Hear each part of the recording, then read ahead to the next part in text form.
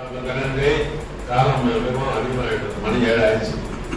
விரைவில் முடித்து விடலாம். அடுத்ததாக தந்தை பெரியார் திராவிடர் கழகத்தினுடைய அமைப்பு திருவாளர் தோழர் சே. பிரபு அவர்களை இங்கே தமிழ் வழி கல்வி இயக்கம் தொடர்ந்து தமிழர்களுக்காகவும் தமிழ் வழியில் படிக்குவதற்காகவும் தமிழ் வழியில் அலுவலகங்களில் பேசும் மொழியும் தமிழ், வளர்ப்பு மொழியும் தமிழ், வழக்காடு மன்றத்தின் தமிழ், எங்கும் தமிழ், எப்போதும் தமிழ் ஓங்கி ஒலிக்கட்டும் என்ற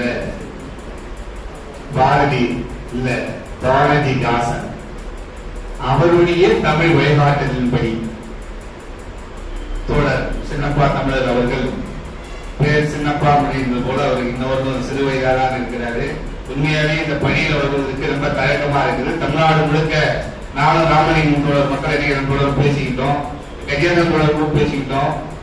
தோழர் இவர் தமிழ்நாடு கூட எல்லா மாவட்டத்திலையும் அலுவலகம் வச்சிருக்காரு. தமிழ்நாடு முழுக்க நிகழ்ச்சி நடத்திட்டே இருக்காரு. இவர் என்ன சாப்பாடு சாப்பிடுறாரு, என்ன மருந்து உட்கொள்றாரா, அதை நம்ம கண்டுபிடிச்சிக்கணும் அப்படின்னு சொல்லிட்டு பேசிக்கிட்டு அந்த அளவுக்கு உண்மையாவே இந்த பணியை தமிழை வளர்க்கின்ற முயற்சி தமிழர்களால் மனிதர்களால் பகுத்தறிவு சிந்தனையாக கொண்ட தமிழர்களால் வளரணும் அப்படிங்கிறது அவருடைய தமிழ் வளர்ப்பு. ஏன்னு சொன்னா தமிழ் எல்லாரும் பேசுகிறார்கள், அவ்வாறும் பேசுகிறார். அது தமிழ் அல்ல, தமிழர்களுடைய குடியை கெடுக்க வந்த குடிமை. அந்த தமிழ் பேசுகிறது. அந்த தமிழுக்கு இன்னைக்கு சில தமிழர்கள் வந்திருக்காங்க. அந்த தமிழ் பேசுவதற்கு சில தமிழர்கள் இன்னைக்கு வந்திருக்கிறாங்க. அந்த தமிழர்களுடைய பேச்சையும் இன்னைக்கு சில ஆசிரியர்களோடு எடுத்து பேசுவது வேதனை அளிக்கிறது. ஏன்னு சொன்னா அந்த பஸ் பிரச்சனை சொன்னாங்க, பேருந்து பிரச்சனை மாதிரி ஐயா சண்டிகம் அவ்வளவு சொன்னதுக்கு வேற யாருக்கும் போட்டு நினைச்சிட்டு இருந்தாரு. ஏன்னா அவங்க வளர்க்கிறாங்க, கொட்டி கொட்டி வளர்க்கிறாங்க, கூட இருக்கிற நம்மளே பிறந்தா எப்படி வீட்டை திறக்கிறது அப்படிங்கிறது. அந்த பேருந்துல பாத்தீங்கன்னா அதிமுக ஆட்சியில தான் தமிழ்நாடுங்கிறது போன மறந்தாங்க. அது அண்ணா திராவிடம் உள்ள இருக்கு. அது அண்ணாவை சாப்பிட்டு வேற ஏதோ ஒரு திராவிடத்தை அவங்க வேற ஏதோ தப்பான ஞாபகத்துல அதிமுக அந்த வழிநடத்தல் இன்னைக்கு இருந்தது இருக்கு. ஏன்னு சொன்னா திராவிட கழகமா அது அடிப்படை நாணயம் என்ன, அது நான் படிக்கிறேங்க இல்ல படிச்சு கொண்டு கேட்டு தாங்க தெரிஞ்சுக்கணும் அப்படிங்கிறதா இன்னைக்கு அந்த கட்சியினுடைய பொதுச்செயலாளருடைய வாக்குமூலம். இது அனைவருக்கும் தெரிஞ்சது. அதுல இருந்து ஏராளமான அதிமுக தோழர்களை போய் கேட்டீங்கன்னா அவங்க சொல்லுவார்கள், அண்ணா திராவிட முன்னேற்ற கழகம், திராவிட முன்னேற்ற கழகம் அண்ணாவை முன்போட்டு அண்ணாவின் கொள்கையை முழுமையும் அப்படித்தான். ஆனா அண்ணாவை தூக்கி அவங்க எப்பயும் ஓரம் போட்டுட்டாங்க.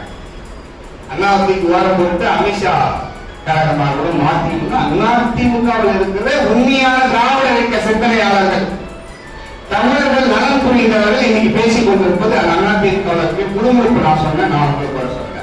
அதே போன்று இன்னைக்கு தமிழர்கள் என்ற பேர் அப்படின்னு சொன்னால் தமிழர்கள் இன்னைக்கு திராவிடமா தமிழா என்கிற ஒரு வாக்குவாதம் வந்து கொண்டிருக்கிறது. எனது அருமை ஆசிரியர்களை இந்த இடத்துல நான் பதிவு செய்ய வேண்டும் என்று சொன்னால், இங்க இருக்கிற ஒவ்வொருவரும் ஒவ்வொரு பல்கலைக்கழகத்தை நடத்துவது போன்றவர்கள் இங்க இருப்பவர்கள் இங்கு எண்ணிக்கை குறைவே அல்ல. இங்கு இருப்பவர்கள் ஒவ்வொருவரும் ஒவ்வொரு பல்கலைக்கழகத்தை நடத்துவவர்கள் நீங்கள். அதனால் இந்த இடத்துல நான் பதிவு செய்கிறோம். தமிழர்களால் நாங்கள் வளர்க்க வேண்டும் சொன்னால் இன்னைக்கு இருக்கிற தமிழ்நாட்டை குறுகிய எல்லையை வைத்துக் கொண்டு இந்த குறுகிய எல்லைதான் என்னுடைய தமிழ்நாடு என்று சொல்லுவது இது கல் தோன்றா முன் தோன்றா மண் தோன்றா காலத்தில் மொழி தோன்றியது. அந்த மொழி தமிழ் மொழி மூத்தமொழி என்று சொன்னால் இந்த உலகம் தோன்றுவதற்கு உலகத்தில் மனிதர்கள் தோன்றியனால் கூட மொழி தோன்றியது முதலாக தோன்றியது என்று சொன்னால் தமிழர்களும் தமிழர்களுடைய எல்லாப்பரப்பும் இருக்கின்ற தமிழ்நாடா என்கிற கேள்வியை நான் தமிழ் வளர்ப்பவர்களுக்கும் தமிழர்களிடத்தில் நானே கேட்கவில்ல, புலமொழி பேசுபவர்கள் கேட்பார்கள். உலகத்தில் நீங்கள்தான் முதல் மொழி என்று சொன்னால் உன் மனிதன் தோன்றியது எங்கே, உங்கள் எல்லை தோன்றியது எங்கே, உங்களுடைய பிறப்படம் எங்கே? இப்ப இருப்பது இங்கே அளவு ஆராய்ச்சி செய்து கொண்டுள்ள மதுரையை கீழடியா அல்லது இதுல இருக்கக்கூடிய ராஜஸ்தான்ல இருக்கக்கூடிய சிந்து சமவெளி நாகரிகத்தில் தோன்றியது ஒரு இடம் அங்கியா அல்லது மதுரையில் இருக்கக்கூடிய கீழடி மட்டுமா என்கிற கேள்வியை இன்னைக்கு தமிழர்களை வைத்து RSS அப்படின்னு ஐயா சொன்னார், நான் சொல்ல மாட்டேன். இங்கே பிற மொழிகளை இந்திக்கு வந்து கொண்டிருக்கிறார்கள், சமஸ்கிருதம் வந்து கொண்டிருக்கிறார்கள். இவர்கள் யார் வழியாக வந்து கொண்டிருக்கிறார்கள் சொன்னால் தமிழ் பேசும் ஆட்கள் வழியாக உள்ளது. நைச வாழைப்பழத்தில் ஊசி ஏற்றுவது போல் கர்நாடகம், தெலுங்கு, மலையாளம் இப்படி புலமை பூசி கொண்டால் இங்க இருக்கிற தமிழர்களே, தமிழ் பெருந்தோர்களே, தமிழ் அறிஞர்களே, மலையாளத்தில் இருப்பது சமஸ்கிருதமா பெற முடியும். அது இருக்கிற 30% சமஸ்கிருதத்தை தூக்கி போட்டு விட்டா 70% இருக்கிற தமிழ். அப்ப தமிழர்கள்னா ஒரு சமம் இருக்கு.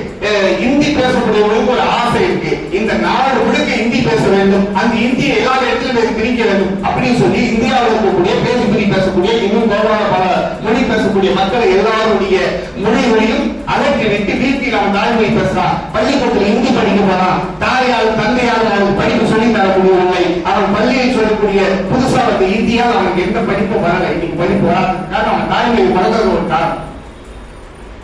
அதே போல தன்னுடைய எல்லை இதுதான் என்று சொல்வதற்கு முன்பாக தமிழருடைய எல்லையும் பரப்பளவு எங்கே இருக்கு, எங்கே தோன்றியது, எங்கே இந்த வரலாறை சொல்லி தந்தால்தான் இங்க இருக்கும். ஆனால் இன்னைக்கு சில தமிழ் பேசி பேசுவது உள்நாட்டிலேயே சாதியால் மதத்தால் சாதி. இப்ப தமிழுக்குள்ள சாதி தர்றா, இந்த சாதிக்கெல்லாம் தமிழை, இந்த சாதிக்கெல்லாம் தமிழை எல்லாம் அவன் தமிழனே இல்லைங்கிறதால உண்மை.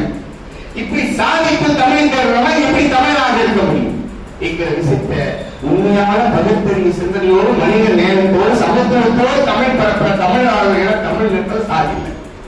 ஏன்னா எங்கள் கழகத்தில் போடும் ஐயா கூட ஒரு முறை சொன்னார், சாதிக்கு போடுங்க, தூக்கி போடுங்க. அப்போது ஐயா பெரியார் அவர்கள் சொன்னது நினைவு வந்தது. ஷா எங்களது மொழியில் கிடையாது, சாதி எங்களது கிடையாது. இந்த ஷாவோடு சேர்த்து சாதியை விரட்டுவோம், அப்ப தமிழையும் காப்பாற்றும், மனிதத்தை தனியார் பிரித்து எடுப்போம். சாதியும் ஷா என்கிற இந்தியும் சமஸ்கிருதி விரட்டி வைப்போம் என்கிற தந்த பெரியார் மொழிய முழக்கம் இது தமிழர்களுடைய வரலாறு. என நேரம் குறைவாக இருக்கிற காரணத்தால் இங்க வந்து நிறைய பேர் நிறைய ஆளுநர்கள் வைத்திருந்தாலும் கூட இங்கே பள்ளிக்கூடங்கள்ல அரசு பள்ளிக்கூடங்கள் இருக்கிறது என்று சொன்னால் அரசு பள்ளிக்கூடங்களுக்கு இங்கு யாரும் செல்வதில்லை. தனியார் பள்ளிக்கூடம் ஏன் நடத்தப்படுகிறது என்று சொன்னால் தனியார் பள்ளிக்கூடங்கள் இங்கே டிரஸ்ட் மூலியமாகத்தான் ஏராளமான பள்ளிக்கூடம் நடந்து கொண்டிருக்கிறது. அது இஸ்லாமியர்கள் கிறிஸ்தவர்கள் நிறைய பள்ளிக்கூடம் நடத்துகிறார்கள். கிறிஸ்தவர்கள் நடத்துற பள்ளிக்கூடத்தில் தான் இங்கு ஏராளமான தமிழர்களை தமிழ் படிப்பு வளர்த்தார்கள் என்பது வரலாறு. அதுக்கு முன் அரசு பள்ளிக்கூடம் கிடையாது. ஏன்னா இந்த பள்ளிக்கூடம் கூட அப்படிங்கிற சமஸ்கிருத உச்சம் இருந்து கொண்டிருந்தது. அதனால் தமிழர்கள் அதை படிக்கல, தமிழை காப்பாற்ற முடியல.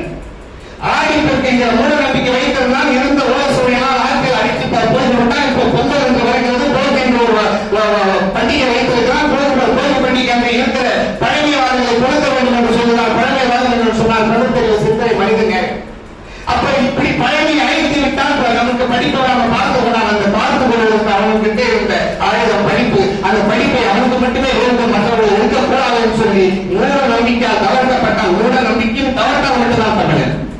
மூட நம்பிக்கை வைத்துக் கொண்டு நான் தமிழன் என்று சொன்னால் யாரோட ஒரு கண்டுபிடிப்பு இருக்கு. அதே போல இன்னைக்கு உலக மொழியில தமிழ் வளரவில்லை என்று சொன்னால் நான் பேசும் இந்த ஒளிபெருக்கி பேர் மொழிக்கு இந்த மொழியை கண்டுபிடிச்ச மற்ற நாட்டுக்காரன் அவன் நாட்டு மொழியில் வளர்ந்து ஒன்றைக்கு கள்ளக்குறிச்சியில அதன் காரணம் லைட்டை கண்டுபிடிச்ச மற்ற நாட்டுக்காரன் பிறமொழி பேசக்கூடிய அதனால அவங்களுடைய விஞ்ஞாபனம் சேர்ந்து அவங்களுடைய லைட்டும் வந்து நிற்கிறது. ஓடுக்கூடிய காத்தாடிக்கு பேர் பேரை கண்டுபிடிச்சோம் அயல்நாட்டுக்காரனுடைய பேரும் அவங்களுடைய வளர்ச்சி வந்து நிற்கிறது. தமிழர்களே நீங்கள் படிங்கள், விஞ்ஞானத்தோடு சேர்த்து அறிவை வளர்த்தால் தமிழனுடைய சிந்தனையும் உலகம் முழுக்க பரவும் என்பதுதான் தமிழ் வளர்ச்சி, தமிழில் இருக்கிற சமத்துவம். தமிழில் பேராதீர்கள், அது முட்டாள்தனம். அதே போன்று எந்த காலத்தில் எடுத்துட்டாலும் எதையும் ஏன் எதற்கு எப்படி என்கிற பகுத்த ஆய்வு செய்து அதை நம்ப வேண்டும், நம்பிக்கையை மக்களிடத்தில் செலுத்த வேண்டும். சாதி ஒழிய வேண்டும் என்று சொன்னால், சமத்துவம் வளர வேண்டும் என்று சொன்னால் தன் வீட்டிலும் தன் துணைகளிடத்திலும் சாதி அறவே இல்லை, சாதி என்பது பெரிய நோய் என்ற சிந்தனை கொண்டு வர வேண்டும் என்றால் அடையாளத்திற்கு சாதி மறுப்பு திருமணங்கள் ஒவ்வொரு தமிழர்களும் செய்ய வேண்டும். அப்போதுதான் பிறமொழியை கொண்டு வந்த கொள்கையும் மூட நம்பிக்கைகளும் சாதி ஏற்றத்தாலும் தமிழை பிரித்து எறிந்த சாதிய மதங்களும் அது தள்ளி வைத்தால் மட்டும்தான் தமிழின் நாளின் தனிமைப்படுத்தப்பட்டு பாருங்கள் தமிழின் ஆரோக்கியமான ஒழுக்கமான சிந்தனையான அறிவாளர் என்கிற சிந்தனை வரும். ஆனால் இந்த நிகழ்ச்சி பாதிக்கப்பட்ட ஐயா அவர்களுக்கு நன்றி.